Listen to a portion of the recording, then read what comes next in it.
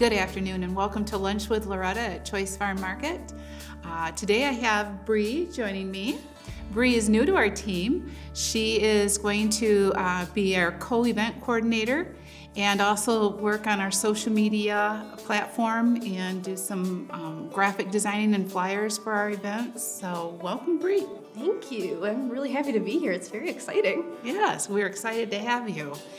And today we want to talk a little bit about, Amanda and I touched on this a couple weeks ago about surviving winter in Michigan, basically. It can be hard. Yeah, well, again, another overcast day, damp, cold, and it's so easy to get in that routine of just getting up, going to work, and then going home and being inside, and it's dark. You know, it doesn't get light till after 7 and it gets dark before 6. So kind of beating the winter blues, if you will. And then we've got some new products to highlight for you that we have in the market. So Bree's also my niece. I should probably disclose that because you'll hear us refer to our craft weekends at the cottage and her grandmother. Yeah, we are related. Yes, and so we just wanted to show you some of the crafts that we do, and yes, we make a whole weekend of it, but you don't have to make a whole weekend of it, and you don't have to break the bank doing this. Some of these crafts are very low budget.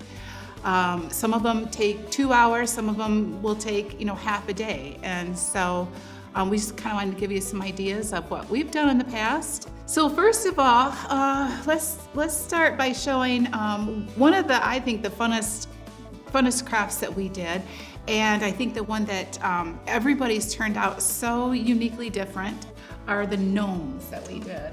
And this was also a very inexpensive craft. For this craft, literally just found any of my old socks that I didn't wear or were mismatched and brought them. And luckily they turned out so cute. Yeah. We had some fur. Now we did purchase the fur and the little wooden noses for them, but everything else, this is a sock. This is the toes of the sock, and then this would be the rest of the body of the sock. Mm-hmm. Again, I remember wearing this. I remember wearing this sock, and then one of them got a hole in it. So, nice way to recycle too. Yeah, I used for all of them. This was one sock, top and bottom, and then one sock and one sock. So only 3 socks. And I could not tell you where the other half of it is. Somebody else might have used it. That was the other thing. We all brought them and then put them in a pile. And I know if somebody made for Cassidy, because I had a pair of MSU socks. So I think we did her, she wasn't able to attend, so we did her an MSU gnome. Mm-hmm. Yeah, you can do them with different socks and stuff. It doesn't have to be specifically Christmas like we did. Right. These are so cute. They are cute. So we did that. And what's another craft you've got over there to show? Yes. So I have a couple of different paintings here.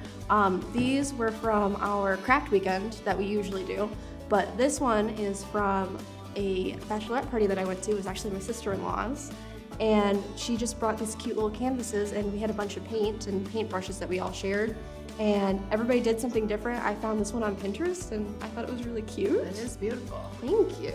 That was one of my favorites. I have it in my house all the time. And then these guys, we did the craft weekend, and one side is for fall, and then you can flip it for winter and Christmas and stuff. So this was really fun to watch Grandma try to paint.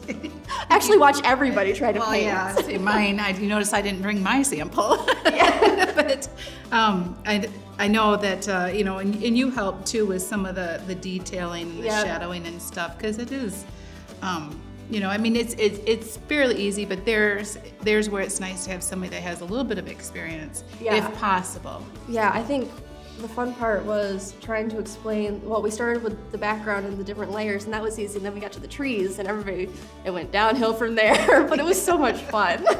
It was, and you can tell, like these trees are a little bit different than these trees, but they both look like trees, so your skill level does not have to be, way up here. No. Trust me, if I'm painting, my skill level is way down here, so.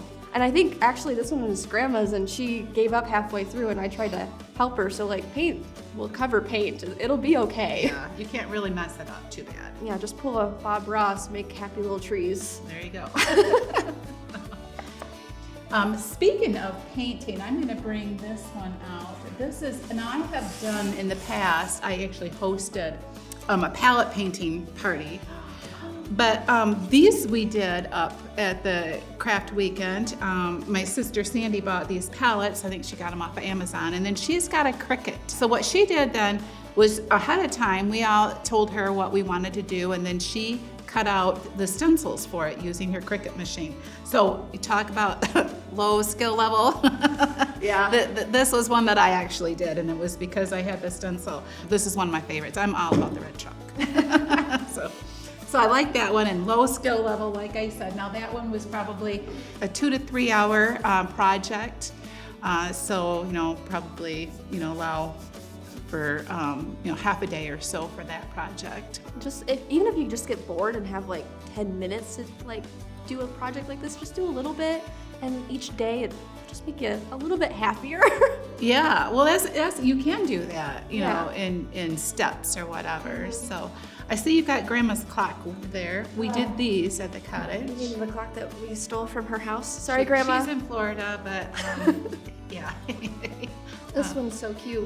I think this was Aunt Sandy's craft for one of the weekends, and we just got this wood, round piece of wood, and then on the clock mechanism, and then we just painted whatever we want. But it's so cute. I think I had one that was like C'est la vie, and it was painted differently. I know my mom has one that's like a chicken on there.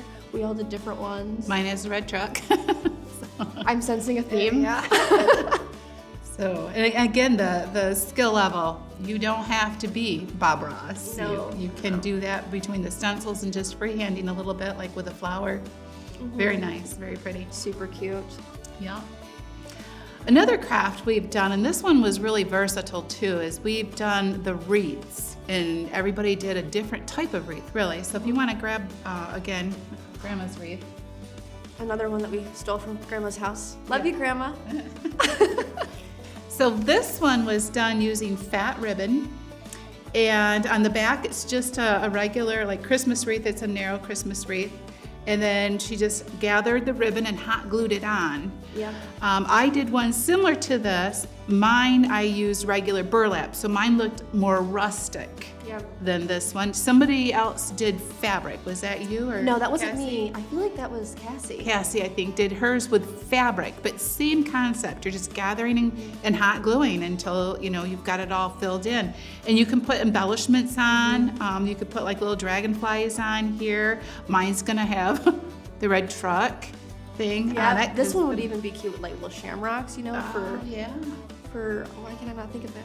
St. Patty's Day. Yeah. For St. Patty's Day. Well, and that's fun. And again, like you said, you could do this one in steps. You don't need a huge chunk of time to do this. Just do one row at a time or whatever, and do it over the course of a weekend or a week. And then you've got something, talk about getting rid of the winter blues. Pop that on your door and just look forward to spring. Also, even with like crafts like this, I know Cassie did something with fabric, like scrap pieces that go together, scrap pieces of ribbon, scrap pieces of fabric, and just putting it on there and laying it out and seeing what goes together.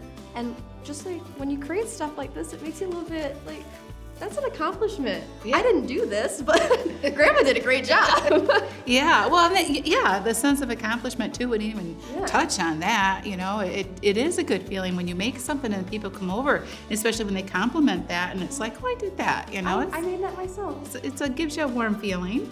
And like Bree said, scraps. So like I said, you don't have to break the bank. What I have done in the past, in looking forward to our craft weekends, is if I'm out garage sailing. There's always like people that have done a project, and then they're selling the rest of the stuff that went to make the materials that went to make that project. Or they're like me, and this looks cool, I'm gonna do that, and 3 years later, you don't do it, so you put it in the garage sale, somebody else picks it up. Yeah, I mean, when we do our craft weekend, that is us bringing our ideas together. And if you guys choose to do like even a girls' night, or anybody's night, where you all want to like bring something, or maybe just one thing to work on, like a wreath, like this was pretty easy. Yeah. This is another wreath. And again, talk about scraps. I don't know if you can tell, but these are music notes, papers, and these papers were taken out of, my mom had gotten a box of choir books from a church garage sale. And so we used the pages and we just folded them up or rolled them over and, just kind of put them on a cardboard back. So, I mean, how simple is that? Oh, How yeah. inexpensive. Yeah, and like the little flower that you have to like embellish it is really cute. It's just, it's just ribbon. Another thing I look for is the costume jewelry. Oh, yes. Shouldn't be giving away all my secrets. Now I go to garage sales and costume jewelry is all gonna be gone. But I like that right inside here is a bead, and that's from a piece of costume jewelry. So you can use know those. that. Yeah. That's cool. I've used those. I've gotten like those Christmas trees, and then I just cut the beads off the costume jewelry and just hot glue those on for the ornaments. That's really smart. Or use the string, for the garland around the tree. And I think when somebody else did this, instead of rolling the paper, they folded it so it created like a fan effect. So you can do lots of different things with just paper. Yeah. And it's so easy. Cassie made you a wreath for your wedding gift. Yeah, she made me a really cool hobbit door, but she put a hook so that way you can hang a wreath on the outside. And it says, no admittance unless on party business, and it's my favorite thing. I hung it up immediately. Yeah.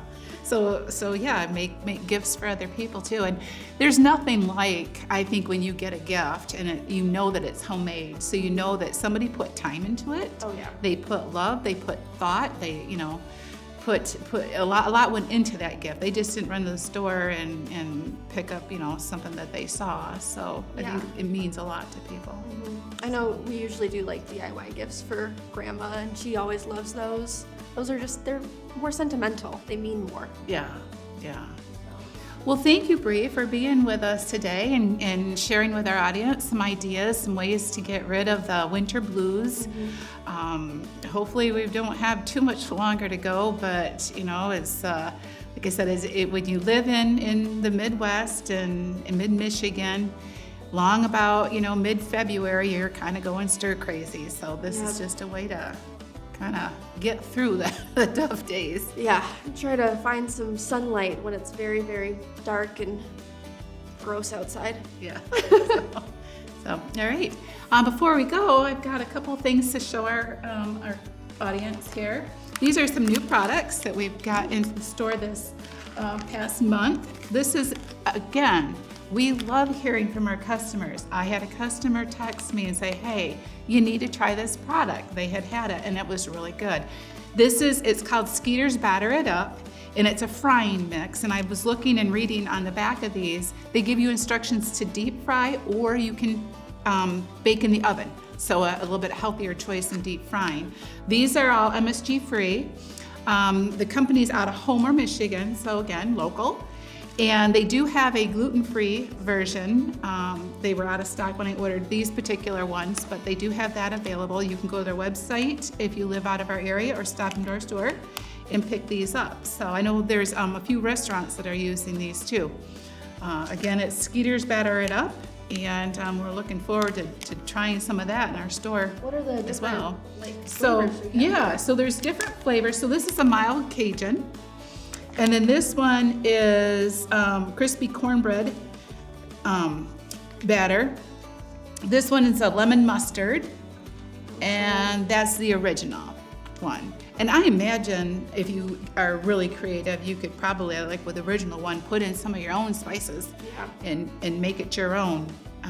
So yeah, we're looking forward. We're gonna actually be trying some of these on some different products and serving them at our lunch counter. So. Also, we have a new sandwich in the store. It's kind of our knockoff of a Slim Jim, if you will. It's got the Virginia baked ham and Swiss cheese, and then a couple different toppings that you can have, mayo or the Thousand Island on it. And before we try this out, I'm just gonna throw it back to you guys. I wanna thank you for joining us this afternoon. Thank you for following us. If you like what we're doing, please comment in the comment section. Please like and share our page. If you miss episodes, you can catch up with us on our YouTube channel at Choice Farm Market. And have a great day. Yeah. And let's toast. First of all, this looks amazing. All right. Whoops. Cheers. Cheers.